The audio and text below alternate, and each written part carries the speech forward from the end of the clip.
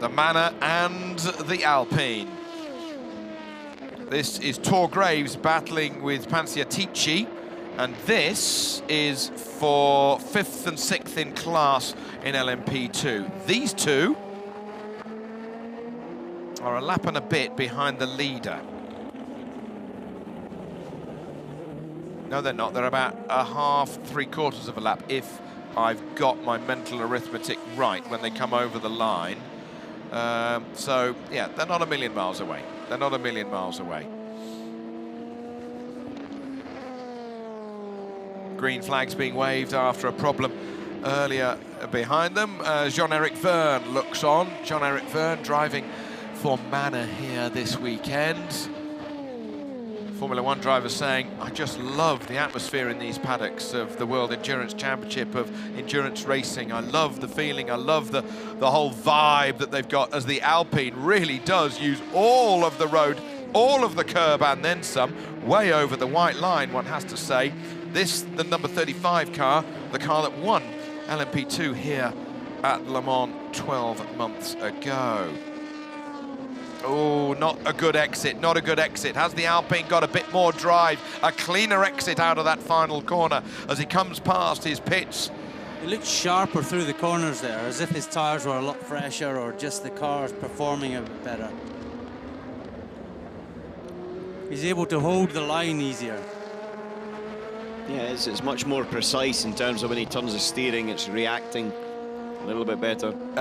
Well, Tor Graves has gone longer on those tyres than Pansiatici, so the Manor has got older tyres on it. As the Rebellion in number 13 is in the pits, this is Nelson Piquet Jr., 21 seconds back of the sister car that leads LMP2, currently being driven by Bruno Senna. Just 22 seconds between the leaders in LMP2. Close, close, close. Still leading overall, in case you're just joining us after a bit of a break. It is the number 7 Toyota of Stefan Sarrazin leading by 14 seconds ahead of his teammate Kazuki Nakajima. Andre Lotterer in the Porsche 919 is third, only 24 seconds back of the leader of this motor race. So just let me say that again. First to third overall in LMP1 is just 24 seconds. 3 abreast coming down there, and the Porsche there having to sort of squeeze across off the circuit, and that's dirty and dusty and potential puncture related. However, it's something that is deemed to be a little bit better than waiting behind them. However, that's the number 2 car, which is now popped up into 50th position in the race. So if they do receive a puncture, and you can see all the little stones and bits of debris there, if they do receive a puncture, it's not exactly going to change them winning or losing this particular one. But on the other side of it, if you also just wait behind, it's not going to change the race too much either. Well, I think they're willing to take the risk, aren't they? They're just going to keep pushing and pushing, and you know, I think they probably will get back up to 5th place. Yep. Well, yeah, I think they will if by the end of the race, if nothing else goes wrong. And you just never know. As you said before, they might make the podium. There could be 2 P1 cars go out, and then all of a sudden they're on the podium. Well, 17 hours to go. Sorry to interrupt you there for a second. 17 hours to go, and there is 7 laps between Sarrazin and the lead LMP2 car. And then there is 6 laps. 9 laps is the difference between where Timo Bernhard is in 50th and the lead LMP2. So I think definitely they can make it up into that position. Some good calculation there. Well done, Alan. Thank you. I studied at school. You went to school? I thought you were at a kart track. I did. I read Autosport on a Thursday morning. I don't know how I got through double English. I'll pass that exam. So gradually, that's one of the visions you see in this 24-hour race, is this GT Pro class gradually creeping up onto the first page. Now we've got Darren Turner in 24th and Andy Priaulx in 25th. So gradually they're just moving up, moving up, moving up. And if they keep going, there'll be more dramas with LMP2 cars, I'm sure. So it's always nice to see how those GT cars move up. bit of exercise and keep everyone alert. The number 27, SMP Racing Dallara. That's going to be in big trouble soon. It hasn't got its lights on at all. So never mind a safety thing, you have to have your lights on at all times when racing in the World Endurance Championship.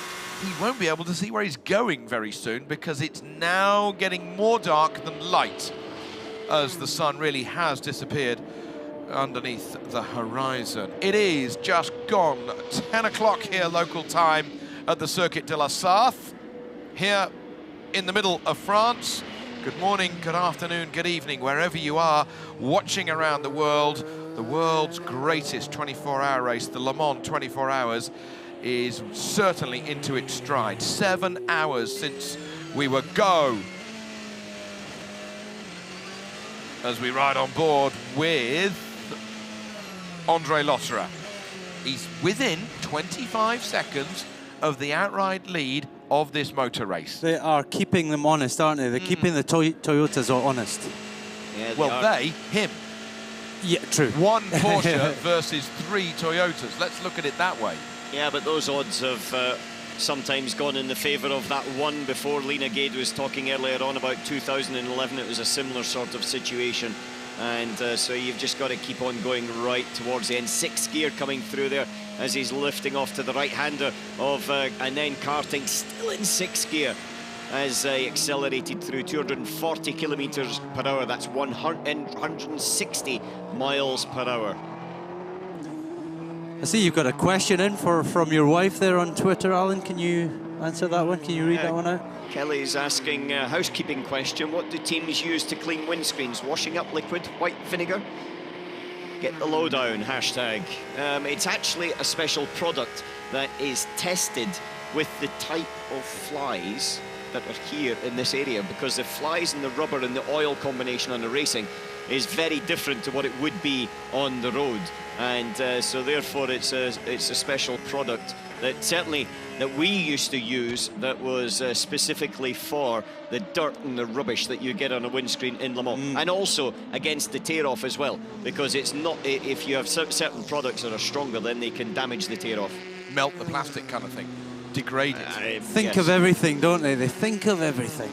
So yeah, Kelly, we can't use it on the windows at home. You can give it a go though. Yeah, she wants you to bring a bottle home for her. And there's never any sort of smear marks left, Alan. You know, they do it so quickly, but it's quite a clean view once they have done it. Yeah, it is a clean view, but there was also, we used a different rag to put it on and a different rag to take it off. Yeah, and that's why they have 2 wipe rags. on, wipe off, kind of Karate Kiddish. It is a little bit Karate Kiddish in that respect. Well, actually, that's where we gave them a video to train how to do it. I went to see Miyagi. So Pedro Lamy now in the car for Paul Dalanan, leading car of GT Am, car 98, Aston Martin. Will Stevens a little bit further behind him. Aaron Scott next up in the number 55 Ferrari, the Spirit of Race Ferrari. Back though with the Toyota. This is Kazuki Nakajima as he makes his way through the woods. Let's catch up with what Nakajima's got to say.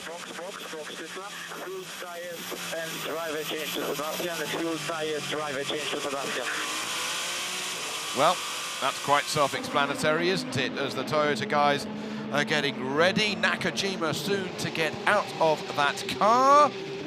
Probably Buemi getting in? Yep, Sebastian Buemi's getting in. He was there suited and booted, ready to go. Unplugging the radio so that he would hear that last radio message from engineer to car. Interesting. Nakajima into the pits, and that'll be it. To me, is it for our benefit that they tell us that Sebastian's getting in? No, for his.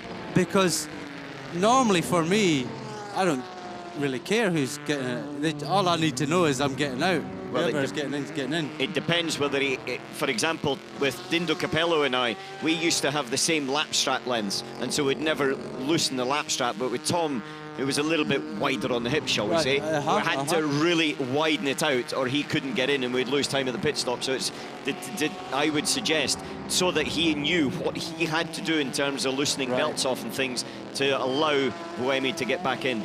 Here he is in the pits now. Nakajima out. Sebastian Buemi in. I think there is a bit of height difference between the two of them, isn't there? And it's also regarding his insert seats, and they've obviously got a way of working at pit stops. Got to be honest, I don't think they care if we know or not. I like to think they like to care if we know. One of the things that I showed Lena Gade before she came up here to the commentary box a couple of hours ago was the TV compound where there's, you know, the resulting images from 89 cameras positioned around this 8.5-mile racetrack. And I said, oh, that guy over there, he's listening to all of the radio chitter-chatter between all of the teams. And she was just blown away. She said, they've been listening to me all these years? Black and white flag, car 7. Black and white flag, car 7, for constant abuse of track limits. Black and white flag, car 7, for constant abuse of track limits. That's the leader of this race. That's a statement, isn't it? You know, we've seen other warnings that he hasn't come on, he hasn't talked about. I think that's a statement to say, right, that's the leader, so you boys better just calm down. But we had this earlier, Alan, I don't think you were with us. You can have a black and white flag, but what's the next naughty thing you can do? Yeah, use more than the racetrack as he's already done, but what might be the penalty? Is that a yellow card and the next one's a red? Yeah. Is it just simple? It can be a stop go, it can be a drive through. They've got the ability to do what they need to do with regard to that. You know, we've seen stop go penalties of 2 minutes before in the World Endurance Championship. So there can be quite, I would say, strict on that one. Car 27, though, now has got a pit stop under investigation, Toby. That was the car a moment ago that was going around without any lights on. So it's pit stops under investigation. As well. As the lights. Buemi on his way. Buemi third in this race. He's 1:09 back of Andre Lotterer, but he has done one more pit stop than Andre Lotterer. So let's wait for the stagger to unravel as the Toyota boys are still analysing their pit stops. You did this, you did that, but if I do it the other way, maybe we can do it, and then it gives us a bit more space to then get going again. Okay? Yeah, all right, okay, let's think about that. Is maybe the conversation that's going on. That's some good mind reading going on there.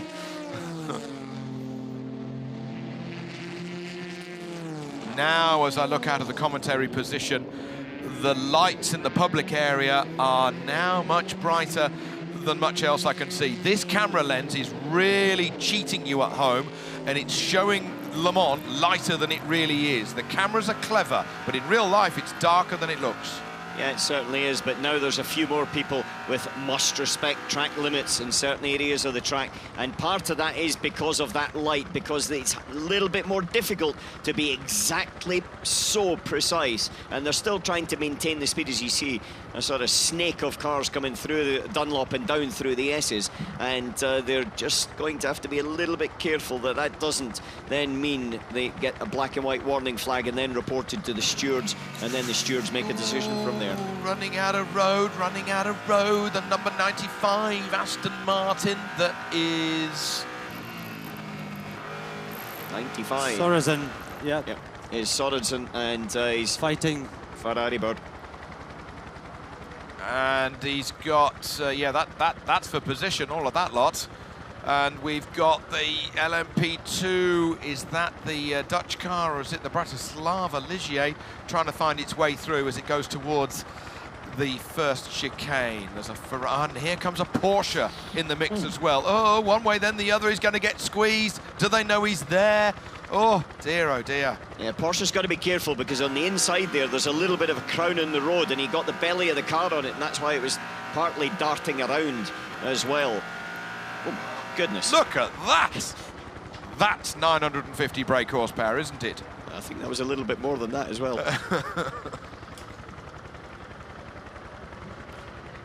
Alan, thank you so much for being with us for a double, triple stint. I don't know what it was, but it's been as magnificent as always. Your insights, well, three-time Le Mans winner is fantastic. We look forward to seeing you back in the commentary box. In about 10 minutes. So you've about got a 10-minute break. Right, we got the front of this car off, and this is the class leader. No.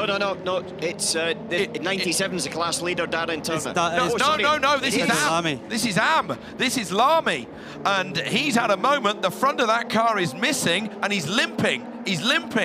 And he's lost that right-hand side. So this is the battle for position.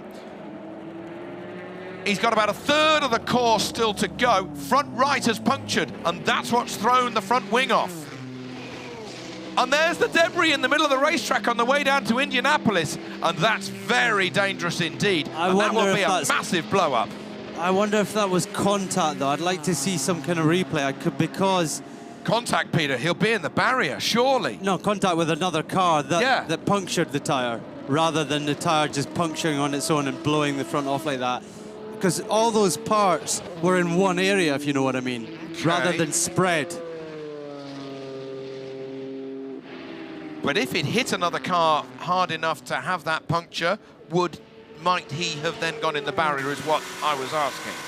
It's quick there. It's easier to control a front puncture than it is a rear puncture. In the meantime, this is the leader of the 24 Hours of Le Mans for 2017. Frenchman Stéphane Sarrazin has been in the car for 200 minutes. 200 minutes. So he's quadruple stinted. Yes, he's quadruple stinted. 200 minutes. So that is a big run that Stéphane Sarrazin has done. And there you can see the speed on the wheel of André Lotterer, 59, just below the 60km/h speed limit in to the pits. So we've got third place, Stefan Muka into the pits now in the Ford 66 car. So we're going to get all the relative stops now within the next lap or two. All the GT cars will come in, or most of them. André Lotterer Number out. 1 in. Is that Neil getting in? Looks like it. Yes, it is. Red Bull driver, yeah. So a great stint by Lotterer there, or a good 3 stints in fact. So only 21 seconds behind when he came into the pits. So as we talked about, he's the sole Porsche who is keeping the Toyotas honest.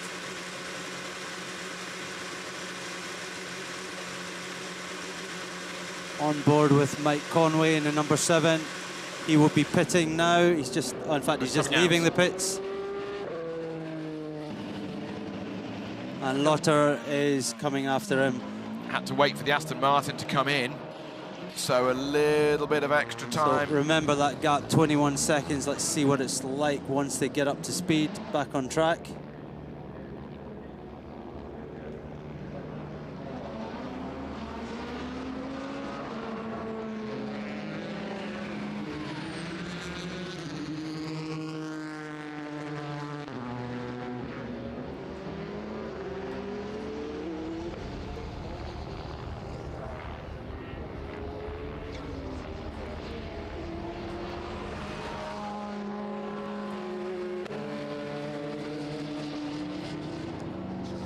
So Pedro Lamy has now lost the lead officially in GT Am. He's down to 5th place. He's in the pits with damage.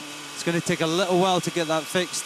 Definitely going to need a new front wing, new front. It's not quite as easy as a prototype car to change the front. Because it's a GT car, it takes a bit more time. So I'd expect them to drop down the order a fair bit further. Disaster for them. They had a very clear lead. They were just easily just cruising along. They had the pace of everyone, and one little whatever happened, a tire blow up or a touch. There's a car there. Oh, treads come off. Oh, that.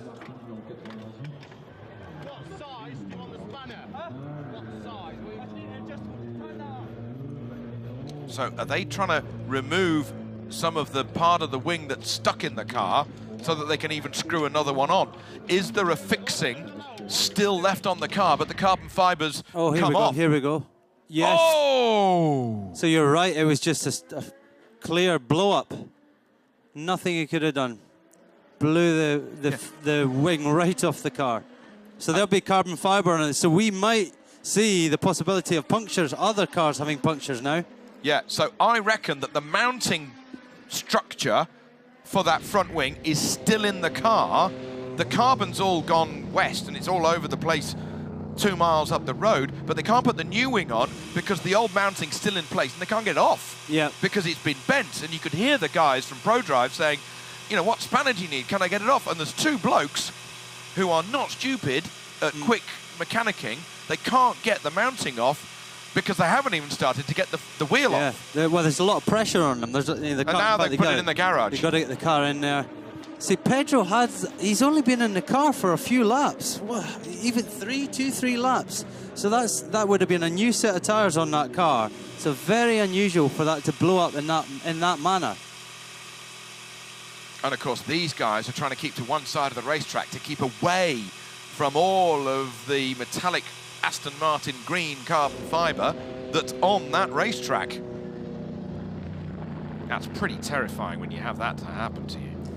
At that speed, that's cracking on, 180 mile an hour, 75 mile an hour. But as I said, had that have happened on the rear, very easily could have rotated the car into the wall, so he was, in a sense, a little bit luckier having it happen on the front. Okay, slow zone coming. Car number 9 in Kunimoto into the pits this lap, in 4th position in the Toyota. So we have 1 and 8 running together there. Normal driving, acceleration, braking. The electric motors are making a special. Okay, sir, we don't see any problem on the data at the moment. The electric motors, they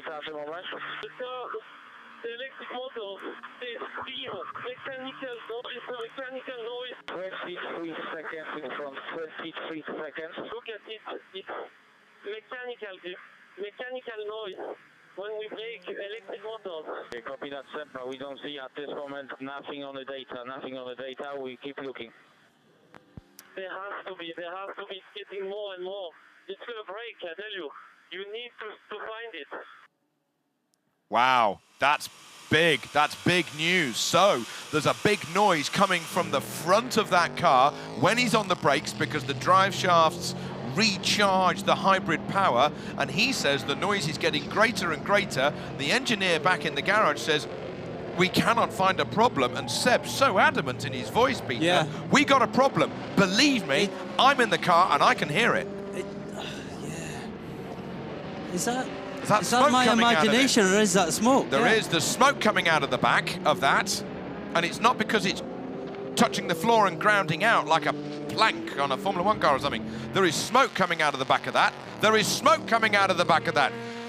You are spot on, Peter. There is smoke coming out of the number 8 Toyota, and he's got Neil Jarni right on his tail as we ride on board with the Swiss, chasing the Swiss. So there doesn't seem to be any performance loss right now, but that's what the engineers can see. They say, what's the problem with the car, Sebastian, in the Toyota? We can't see a problem, but the smoke coming out. Number 1 are going to report to us now. I cannot see well out of the screen. The screen is really weird. It has like a fog on it. That's oil. That's oil on the screen then, isn't it? Yes, Simple. that's what that smoke is. 1 + 1 = 2, and that's the problem for Neil Jarni. So sooner or later, that Toyota is going to run out of whatever that oil it is that is burning, and is going to have a problem. So they're going to have to pit that car sooner or later, but they're not losing performance right now. Well, that's worrying times for Toyota, because you cannot afford any smoke to come out of the back of your car, whatever it may be. Let's have another catch-up with what Buemi has got to say. Is there a problem? For now, From the electric motor, all looks okay. All looks okay. It might be mechanical. We might not see this. So now we carry on. We have to carry on as it is. Okay, so they can't see anything. Just got to keep going. Yep. Well, yeah, that is clear. You wouldn't just pit for the sake of pitting. No. And we can see here on the screen that there is something coming out the back. The Porsche has, Yanni has also seen that on his screen, so it all adds up. But as I said, there's no performance loss right now, so you just keep going until something does happen. Or not. Or not. Never know. Well, that would be a miracle if it didn't happen. Correct. Okay, Gert is down there in the pits, and I believe you're down there with Aston Martin. What news? I'm in the Aston pit indeed with Paul Dalla with Priaulx still in the car. Paul, you had a great stint yourself, but then Pedro went out and there was just a blow-up. What happened? Yeah, it looks like he got some debris in the tire and it let go, and it was right at a very high-speed place on the track, so obviously took off a lot of body work. Looks like it took off some brake lines. These guys are pros, they'll get it back together, but wow, what a difference a couple minutes makes. So now we really have to fight through the night and see if we can get back in a decent position. Was there a part of the wing stuck or the wing mount that was stuck that they couldn't get the car in? You know, listen, there was a lot of damage when the tire let go, so I think, you know, they're going to have to replace, you know, the front splitter. It looks like, you know, all the dive planes and certainly the front quarter panel and some brake lines and stuff like that. So let's hope they find everything. Thank you, Paul. Yeah, a long way to go for that Aston Martin of Dalla Lana, the number 98 car. Peter, you reckon that Sebastian Buemi, number 8 Toyota, is smoking even through a slow zone? Yep, you could see it at low speed, and in fact you can see the smoke even better at the low speed there, and a fair amount of it. And yeah, we've already heard Neil Yanni reporting that it's all over his screen, and he's finding it very difficult to see. So he's actually fallen back slightly now, which is probably the best thing to do, because otherwise he's just going to get the screen more and more and more oily. And of course, if he was to put his wiper on and try and wipe that, it's an absolute no-no, because it would just wipe that oil all over the screen. So he's going to wait till his next stop to have that cleaned by his mechanics. And if it's gearbox oil, it's thicker than engine oil. It's horrible stuff, isn't it? Yeah, he'll be smelling it inside his car as well. Dinks. So, the number 7 Toyota still leads, Mike Conway, 22 seconds ahead of this car that we are with, Sebastian Buemi, who is 2 seconds ahead of the only competitive Porsche now in this race, because the sister Porsche had to have its hybrid unit replaced, and at the moment that is back in 46th position. 18 laps back.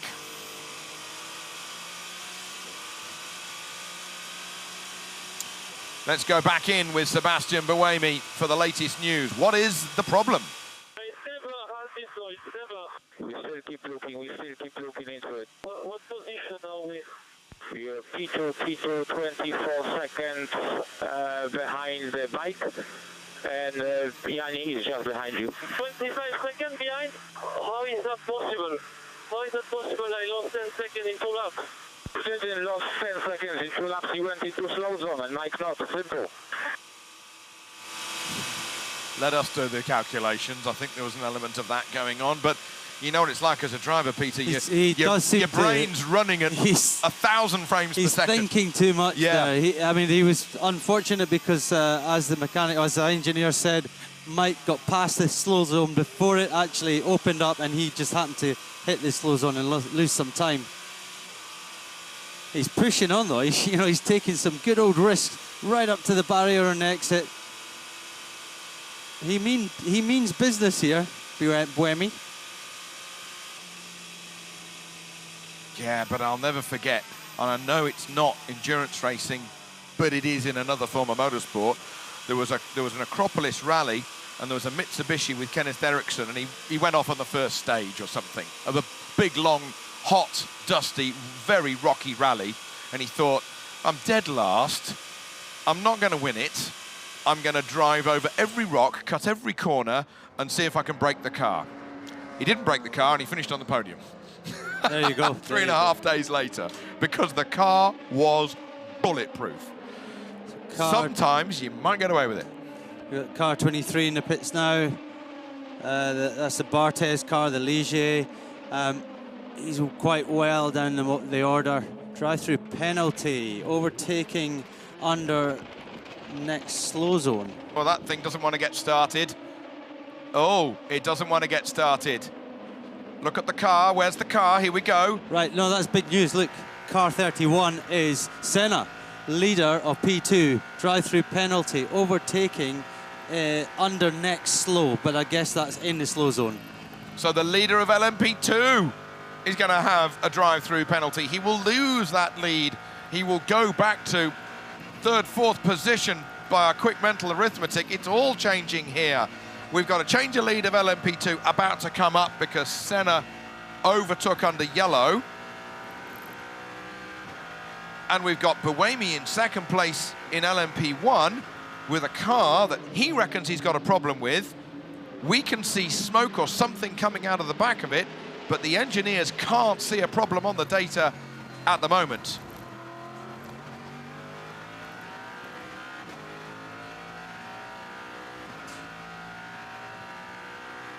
Yep. So car 31 with this, I guess it's 3 laps. He's got to report to the pits within 3 laps. And at that stage, the sister car of Nelson Piquet Jr., number 13, will take the lead. Rock concert going on for the fans trackside here. That's going to be a full house. I forget who they've got in tonight, but there's so much to be entertained with away from the racetrack. Some people, they just sit in their deck chairs trackside and fall asleep there. It's going to be a very, very warm night for so many people camping locally here as the number 7 lead car passes the WeatherTech Ferrari in GTE AM. And at the moment, it is Bill Sweedler driving that car in 5th position. On board with the leader of this motor race, the Brit, Mike Conway. So he's not braking so aggressively because he knows if he brakes too aggressively, all he'll do is sit at the apex waiting for these guys to get out of the way or waiting for him to get past them. Look at him using that hybrid power, top left of your screen, as he pours the horsepower into the front axle. Hello, I'm here, I'm coming through, and through he goes on the way down to Indianapolis. Quick stuff. So to compound matters for car number 98, Pedro Lamy, they've got a pit infringement as well. In the meantime, let's go to our race director. Information to the pit lane, stewards decision number 27. Drive-through penalty on car 31 for overtaking in the next slow zone. Well, that's information that we had on the screen a moment ago. Those radio delay messages, Peter, as you know, they're a little bit delayed. They're listened to by the people in the TV compound. Yes. Vetted, so there's nothing rude in them. And then they are replayed for us on the TV feed. So they are, 30, 45 seconds behind real time. Going back to what I was saying about the Paul Dallalana, Pedro Lamy, number 98, Aston. So they came into the pits with a blown-up front right tyre, which blew the wing right off the car. They then went to work in the pit lane, and I think they maybe infringed with too many people working on the car. So what they've done is pushed it back into the box. It would be very harsh if the organisers did give them some sort of penalty as well, because they've lost so much time anyway. But let's see what happens with them in the fullness of time. That car is still in the pits. Beautiful view of the pits area here, as it really is getting dark here at the Circuit de la Sarthe. Hugues de Schonack looks on, the man who knows about Le Mans He knows about what's needed to win Le Mans. So close last year. So close last year. Technically, one say, as well as Anthony Davidson says, I won Le Mans. It just didn't let me win. That is how close it was. The Rebellion guys look on, and they know that it's, yeah, all arms folded and the shoulders have gone down, because they're waiting for Bruno Senna to come into the pits and have his drive-through penalty for passing under yellows.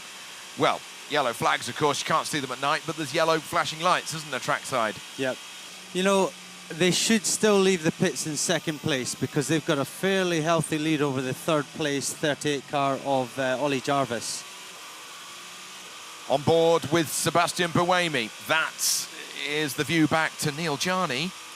Just quarter of a second, the difference between this Toyota and that Porsche behind us. So whatever that oil is, it still hasn't burnt itself out yet. It's, yeah, I'd love to know what's going on there. You can't afford anything to come out of the back of these cars. They are absolutely running at 100%. There's no margin for error. We still see it there. Coming out. Yeah, still see it. So there is a reservoir in there somewhere. That's going down. It's going down, yeah. I'd love to have an onboard from Jarni to see what his screen is like. Yeah, you know, as I said before, he's fallen right back now. The gap's 1.5. He looked to be as quick as Buemi earlier on, but then that oil started to come, and I think he's just taking the sensible choice of just sitting back a bit.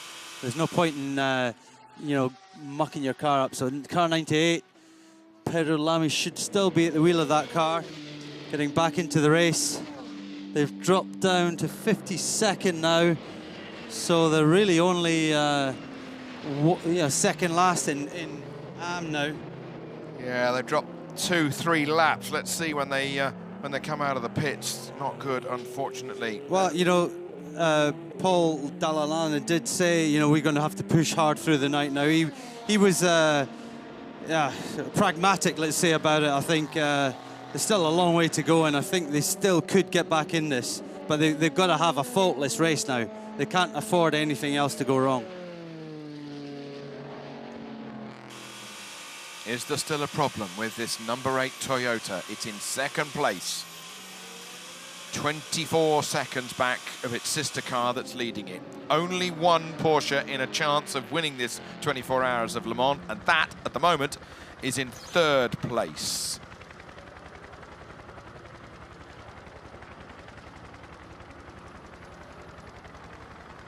The Toyota comes past our commentary position.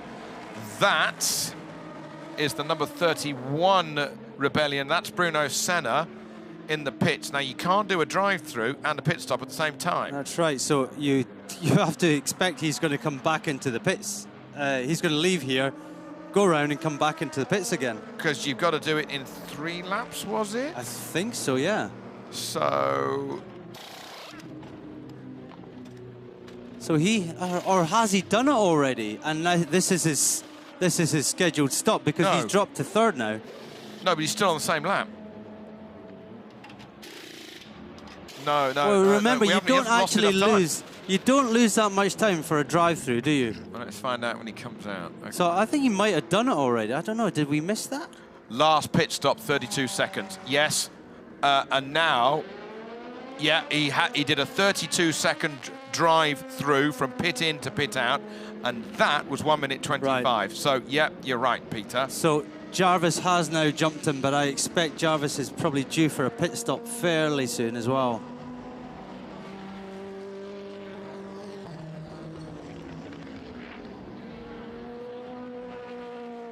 Around the outside then goes Bruno Senna. He's got some work to do. Tracy Crone, the number 83 DH Racing Ferrari 488. Nicholas Johnson and Andrea Bertolini in that car. They in number 83, Bertolini at the helm at the moment, the Italian, going into the night. Factory Italian driver for a long time, Bertolini. It's a lot of work out in Italy. He gets to actually drive all the old Formula 1 cars. Oh, like Marc Genet. Yep. So he's at Fiorano a lot, and yeah, if you follow him on Twitter or Instagram or whatever, you see a lot of pictures of him and driving various Formula One cars. He's a lucky man, lucky man. Mark Genet, I saw a picture of him on Twitter earlier, and he was in a 1990 Mansell Prost car, the 641, you know, the flat nose, the Coke bottle. Yeah. Lovely. Get paid to drive that round all day? Tough. Look at that view. That's the view towards the pits, and then the Dunlop Bridge you can see over on the middle right-hand side, the paddock bang slap middle of your shot. There's a karting track. That's very well lit up, isn't it? And look at that. Look at the colours of the horizon and the sunset. The airport to the left-hand side, a lot of corporate private jets whizzing in and out throughout the build-up to this motor race. The big boss, the boss of Toyota, being flown in, and then going into the night over on the right-hand side, down the Mulsanne Straight. There are areas of this racetrack that are sort of cut off from public view. There's no spectators in that part of the racetrack, and yeah, the track really starts to come alive. You know, the ghosts start to come out of the trees, and yeah, a bit like the Nürburgring that you know, Peter. It's got a soul, it's got an atmosphere, it's got a beating heart to it, as well as actually changing character for the drivers underneath their tyres right now. Yeah, I mean, I really enjoy this time. You know, it's almost peaceful out there in the darkness, and you sort of get on with your stint, and you're focused in on what you're doing, and because you've already driven in the daylight already, you're up to speed in the night. And you know, there's areas that are quite well lit, and then there's other areas that are a bit dark. But it is such a cool thing to drive flat out through the trees in the dead of night, and then gradually, if you're the person in the car, the driver in the car who sees the sun up, that's a pretty cool thing as well, because it's actually quite difficult to begin with, because on a day like today, the sun comes up, there's no cloud cover, so you're just seeing this glowing orb up from the horizon, and you know, if you've got the wrong visor on your helmet, if you made the wrong choice, you've got no protection, so you kind of got to squint your eyes. Battle for 7th in GTE Pro. Garcia battling with my Leitz and Rugolo. I wouldn't want to call a winner from GT Pro. No. It's you know, they're all so strong, and even though, you know, Darren Turner's in the lead in the Aston Martin, but as you say, they're all on the same lap, and there's been a couple of little issues, so maybe Christensen's down a minute and 58 behind, but you know, there's barely anything between from like 3rd or 4th all the way down to the end. Leader to 10th position in class for GTE Pro, 52.4 seconds. We've been running for 8. I can't do my sums here. Has my watch stopped? No, we've been running for 7 3/4 hours. Yeah, within a minute. Yeah. So that's the state of play nowadays, isn't it? We always talk about how this race has become a sprint race for 24 hours because the cars are getting that bit more reliable. So you're kind of leaving it to driver error or you know, team error in the pits or something like that. That's what's happening. But you know, you've got these teams that are so professional now that they don't tend to make mistakes. You've got factory drivers out there who are paid a lot of money also not to make mistakes. So it's fascinating how this race has developed from the days of when they used to have to nurse a car around for hours on end just to get to the end, and they'd probably win, you know, because the other cars would break down and they'd go out. So nowadays they're just driving flat out, and that's through this heat as well. I mean, you know, the technology that has come forth with cooling and how a turbocharged rallycross car can lose 100 degrees of air temperature in under 2 seconds going through the intercooler. It can lose 100 degrees of air temperature in under 2 seconds before it goes back into the engine. Wow. Quite staggering numbers that technology is able to do nowadays. Quite something, you know. And as you say, they test it, and there's more 30-hour tests for the LMP1 cars nowadays than the Rothmans Porsches back in the 83, 84. They didn't sort of do things like that. In the meantime, Andy Priaulx has just got out of his Ford GT. Let's hear from him in a moment's time. Geert is running around down there in the outside the Ford garage. Andy Priaulx, European touring car champion, winner of Macau in the touring car, and a 3-time world touring car champion as well. Andy Priaulx, MBE, let us not forget. And lovely fella. And top to bloke. top it all off. And top bloke to top it all off. His 3rd generation of Priaulx now racing with Seb after Andy's father Graham, Andy himself, and now Seb, who I believe is here this weekend. So his car running down in, was that 8th position? Okay, far away. It's all yours. Andy Priaulx with Geert. Geert, it's all yours.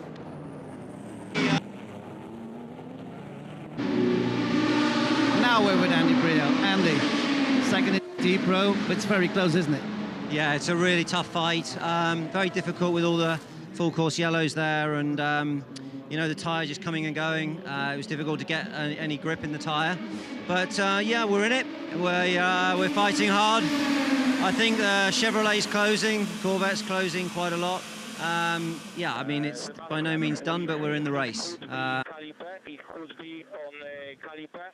So it's got a little bit higher temperature, but it's still okay. It's impossible. Anyway, but it's impossible.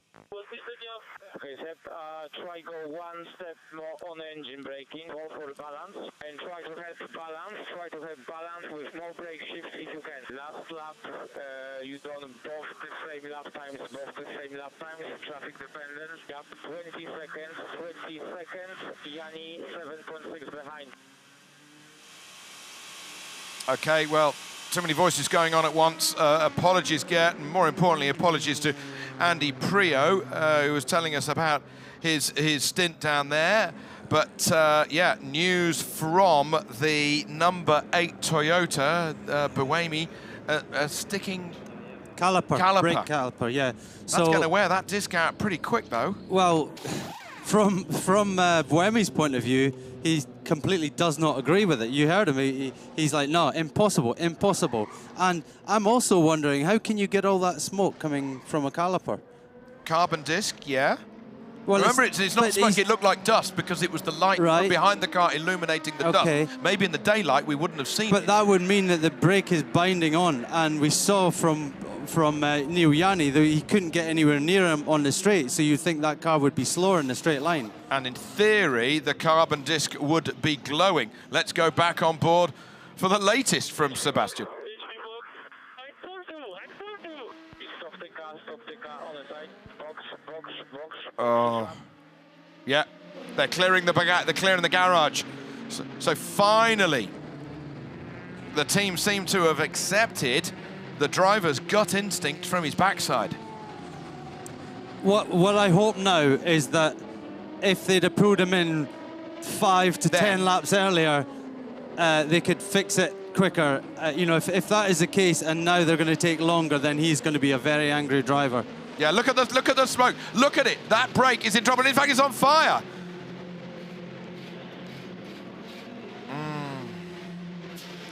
Yeah, that's very hot indeed. So and yeah, as I said, if it was daylight, we might not have seen the smoke or the brake dust coming out of the back of that car, but it was illuminated 5, 6, 7, 8 laps ago by the car behind it. And this is the car in second place. So they're going to fuel that car, and I think they'll take it into the box, won't they? Yes. Yeah, so the Porsche is now in second place, 33 seconds behind the leader. The lone Porsche, the lone challenge from the Germans against the 3 Japanese is in second place. Mike Conway still leads this race, and that's going to be very, very hot indeed as they take that tyre off, and there's a lot of smoke, and it'll be choking inside that garage. Choking. I think Buemi's going to be choking. He seemed very angry on the radio. He's going to be shouting at them now, but, you know, I suppose they also need time to assess what was going on with the car, and Yeah, it seems like they were right. It was caliper, something to do with the caliper. But I'm surprised, and I wish we had Alan here, I thought they had a brake temperature sensor. Is that a thing that's doable? Pass. I don't know that one, actually. Yeah, modern P1 cars. In a GT car, normally not. No. But maybe in a P1 car. They got to cool that down with a lot of air. Is that? So, brilliant that we've got this fly cam mounted on a wire above the pit lane, and we can look down into that garage and see exactly what's going on. And that cover around the brake disc, of course, making it extra hard for the guys to see exactly and it keeps what the may heat well in. have, and of course it keeps the heat in, so it just yeah. compounds the problem again and again and again and again. Keeps the heat in to keep the rim warm, to keep the carcass warm, to give you the grip. So another news, car 71, which is Davide Rigon Ferrari. He's obviously got some kind of issue. He's up to something anyway, because the team manager of that car has had to report immediately to race control. That must be abuse of track limits, Peter, because Sam Bird was abusing the track limits earlier. Yes. Same car, yes. Different driver in at the moment. That's so right. maybe something's up there. That could be a good guess. So if you are just joining us, the Porsche is up to second position of Neil Jarni. The number 1 Porsche is up to second place because the previous second place car is there. It's in the pits and it's losing precious time very quickly indeed. The leader of this 24-hour race, as we come up to 8 hours of running, is Mike Conway in the number 7 Toyota. It's 36 seconds ahead of Neil Jarni's Porsche, going quicker lap on lap to the tune of about 4 seconds. But yeah, big drama indeed for Buemi. Something wrong with the front right caliper, brakes, whatever it was, it's in the garage. Well, he did, on his initial radio transmission, he did talk about a strange noise coming under braking, didn't he? Corvette has been in the wall. Which one is that? And that's not only got a puncture, the rear wing is all damaged. It's all askew. He's gone in backwards, he's gone round, he's going to go 64. So that's Tommy Milner. I think he's had a puncture, blown out, probably on the rear, and that's what's put him into that spin and then into the wall. We saw Pedro Lamy earlier blowing out front right, which didn't affect it. He could still keep going and not crash. But this is a bigger one. This is going to take even more time. In fact, he's going to spin on the way in. He spun on pit lane entry. He's completely got it, and he's put it in the gravel. So he was limping it in, and he spun at a speed of, I don't know, 40 kilometers an hour, and the poor guy had nowhere to go, and he is beached because the rear left was punctured. There's no way that thing's going to get going. Here we go, into the right, and then there's no weight on the outside. Yeah, he's got no wheel on there, no tyre on there at all. It's just the rim. Other GT cars coming in now, driving right by him. So he's going to need a little push from something, marshals, something just to get him moving a little bit forward, and he can get going again. You're going to need a lot of marshals to get that car moved out of the gravel because it's on its belly. It's beached on the edge of the tarmac, right on the edge of the tarmac. Have we got a slow zone there now? We've got a yellow flag. It is, I mean, it's well off the track, of course, but it is still on the pit lane entry. So he locked up there, and he thought he would be perfectly okay, but as the weight transfers to the rear left, you know, he let himself roll back. He could have stopped the car. He let himself roll into the gravel. He should have just stopped it and then got back in the throttle and driven over the grass. Did you see the flames when he spun? So close. Ollie Gavin there in the pits. Yeah, so the tyre's just blown out and he's lost it. Nothing he could have done then. Did he say you could see the sparks before he hit the wall? So yeah, he had that puncture. You were right in your initial summarization.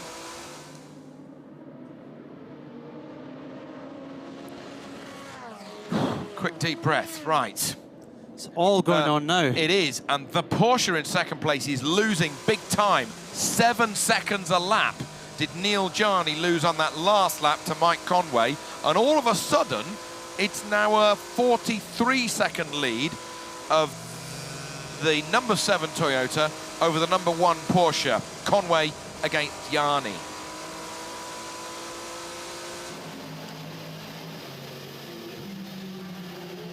In the meantime, the number 8 Toyota is in the garage. And they're getting this structure from above the car down to do something, to hold something. Oh yeah, major heart surgery going on here. Major heart surgery. They had a problem with that right front, smoke pouring out of it, extinguisher being put on to put the fire out on the brake disc, the brake area. Meanwhile, Tommy Milner is still sitting on the entry to the pit lane, stuck in the gravel. He can't do anything. The only thing he can do is sit in the seat. Is wait, yeah, switch the engine off and wait. And nobody's going to his rescue. That's odd. Is it because there is a marshal walking out a little bit, one single marshal. Yeah, that's a 1,200 kilo car. One bloke isn't going to move it. Not going to do any. No. So I guess they're waiting for some kind of vehicle to just pull him out. He only needs to be pulled out 2-3 feet and he can drive off on his own again. And the marshal has gone back to base because, quite rightly, there are still cars coming into pit lane at quite a speed, because that's before the pit lane speed limit. And it looks fine through TV and fine from our position, but when you're there, all of a sudden, you really are putting yourself in danger. So we've got a double yellow at that post. There's finally a marshal going out to him now. Well, what is he going to do? Is he going to just try and push? No, he's just going to go and talk to the driver for the moment. And is that? Yeah, I think there is a vehicle coming now. Yeah, there's a Tonka toy coming to pick him up. Tonka toy, yep. This is all off screen at the moment, but it's immediately, here we go. So yeah, I mean, that's going to require a lot of work. The wing's completely off, so they'll have to bolt a new wing onto that. I'm sure the car is drivable with some new bodywork on it. It's superficial damage, but it will take a lot of time. Ollie Gavin just has to watch on. He's gutted. Look at him, poor guy. Chevy Corvette that won here 2 years ago. Not having much fun at the moment. Lead car for Chevy, now Jan Magnussen. 10th position in GTE. So that Pro. takes one more GT Pro car out of the mix. The Aston 97 of Daniel Serra still leading in the GT Pro class. Harry Tinknell in the Ford second, and then a Porsche of Michael Christensen third. So nicely mixed between the manufacturers there.